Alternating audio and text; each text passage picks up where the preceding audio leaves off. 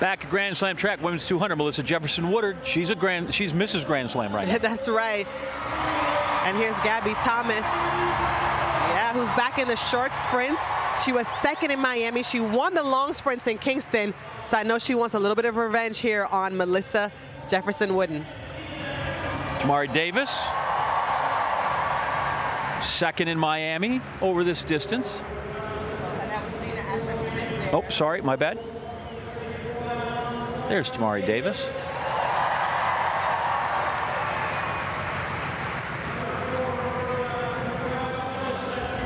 Jada Mays there.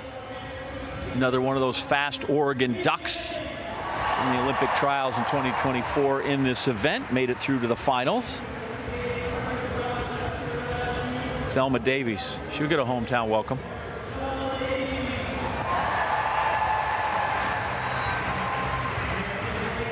And rounding out the field, this is Salera Barnes. Had a breakout indoor season. The U.S. indoor champion at 60 meters. It's another great field, and after what Kenny Benari just did, I'm sure they're inspired to run really well in front of a great crowd. Set. Thomas away pretty smartly. Although it's just lost half a meter or so, and he's got to get moving here because Dina Rasher-Smith is running a cracking bend and also going well. Jefferson-Woodard into the home straight with a good 2-meter lead. Oh, wow. Can Gabby Thomas hold this in? She's got work to do. Oh, wow. Hold of Jefferson-Woodard. Can she get there? It's going to be tight on the line. But she's got it. 21.99. Well. Oh, wow. She doesn't even want to look at Gabby's own to go, sorry. Sorry. Look at Gabby's face. Oh. You got to remember, Melissa is actually the first leg on the relay team. She's a turn runner. This is a turn favorite track. This is, like you said, it's a different 200 meters here. Wide turn. Once you straighten up in the home straight, you've only got about 75 meters left. Yes. And I know that's what Melissa was thinking when she got on that straightaway. This straightaway short, I'm winning. I don't got to hold on for that much longer this time. And she held on. So that's not only a personal best, again, another record for this track in the stadium. Wow. In the rain. I mean, at this point, you think, well, Gabby didn't get a good start because you're thinking, Dina Rasher-Smith was up on it, but then you suddenly realize Jefferson-Woodard is out there, but Gabby normally hauls people in, doesn't she? She does. But sometimes when people are that far out there, I know there had to be a moment where Gabby was like, hold on a second, she actually is kind of far.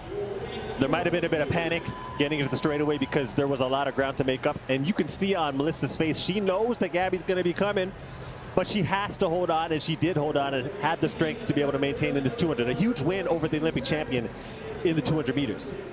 And she wanted that bad. You look at, well, they didn't show it on that replay, and the rain's back, but Gabby Thomas was tight, kind of fighting to get there. Didn't get there. 8 points for her.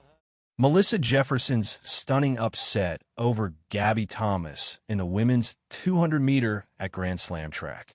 The Grand Slam track event in Philadelphia delivered one of the most surprising results of the season, as Melissa Jefferson-Woodard, traditionally known for her strength in the 100 meters, stepped up in a big way to defeat Olympic 200-meter champion Gabby Thomas. The women's 200-meter final featured an elite American lineup, and the outcome had spectators and analysts talking long after the race ended. Melissa Jefferson, affectionately referred to by some as Mrs. Grand Slam due to her recent form, lined up alongside some of the biggest names in American sprinting. Gabby Thomas, who has returned to dominating both short and long sprints, had been second in Miami and a winner in Kingston. Many expected her to take command again here. Also in the field were Tamari Davis, runner-up in Miami over this same distance, and Jada Mays, who had impressed at the 2024 Olympic trials. Representing the host city, Selma Davies received a warm welcome, while Salera Barnes, fresh off a breakthrough indoor season and a U.S. title in the 60 meters, rounded out a formidable field. From the moment the gun fired, it was clear the race would not unfold as expected. Jefferson got out smartly and attacked the curve with intensity. Gabby Thomas, typically known for her smooth transition into the straightaway and late race strength, found herself in unfamiliar territory, chasing from behind. Ashley Smith was also running a brilliant bend, applying pressure on the entire field. As they entered the home stretch, only about 75 meters long due to the track's wide turn, it became evident Jefferson had built a significant lead.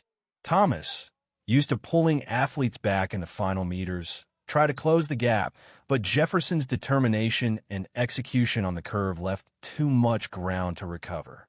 The result was a stunning victory for Melissa Jefferson in a personal best of 21.99 seconds, a new record for the Philadelphia track, achieved in rainy conditions. What makes the win even more remarkable is Jefferson's journey into the 200 meters. Though known primarily for her explosive 100-meter speed, she had begun to explore the longer sprint more seriously. Following a third-place finish in the 200M in Miami earlier that month, Jefferson returned with a renewed focus and hunger. "I've been training for it," she said after the race. "I told myself what happened in Miami wasn't going to happen again." True to her word, she came back stronger and more determined, and it showed. For Gabby Thomas, the defeat was a rare occurrence.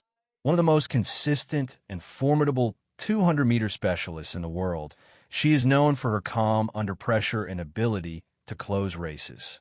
But Jefferson's powerful start and strategic bend running left little room for Gabby's typical comeback. Cameras caught Thomas's reaction after the race. She looked surprised, perhaps even frustrated, recognizing how well Jefferson had executed her race plan. Tamari Davis finished third, continuing her consistent presence on the podium during this Grand Slam series. The race not only highlighted the depth of American sprinting, but also emphasized the rise of new contenders in traditionally established fields. The Grand Slam track series, which has already made stops in Jamaica, Miami, and now Philadelphia, is becoming a premier showcase for track and field talent. With large prize money, reportedly up to $100,000 for top performances, it offers athletes both motivation and financial incentive, particularly those who may not yet have major sponsorships. For athletes like Jefferson, who are on the brink of stardom, events like this can be game-changing. Track and field athletes often struggle with limited income opportunities outside of top-tier meets or major brand deals. In places like Jamaica, support sometimes comes from local companies like Digicel, Flow, or WADA, while in the U.S., it's often up to brands like Nike, Adidas, or Puma to pick up emerging stars. That makes events like the Grand Slam more important than ever. They give upcoming athletes a chance to shine, earn, and build their professional track resumes outside of the more rigid international schedules. While the Philadelphia meet had a predominantly American field, with no Jamaican sprinters in this particular race, fans still appreciated the high level of competition and intensity. Many expressed a desire to see more global diversity in future events, especially with the World Championships fast approaching in September. For now, Melissa Jefferson's win is a statement not just about her talent, but about her adaptability and work ethic. To defeat someone of Gabby Thomas's caliber in a 200-meter race is no small feat. It speaks volumes about Jefferson's growth and her expanding potential across sprinting disciplines. As we edge closer to the World Championships, the stakes only get higher. With sprinters like Jefferson, Thomas, Davis, and others all pushing each other to new limits, fans are guaranteed thrilling matchups in the coming months. And if this race in Philadelphia is any indication, the women's 200 meters is shaping up to be one of the most competitive and unpredictable events on the track.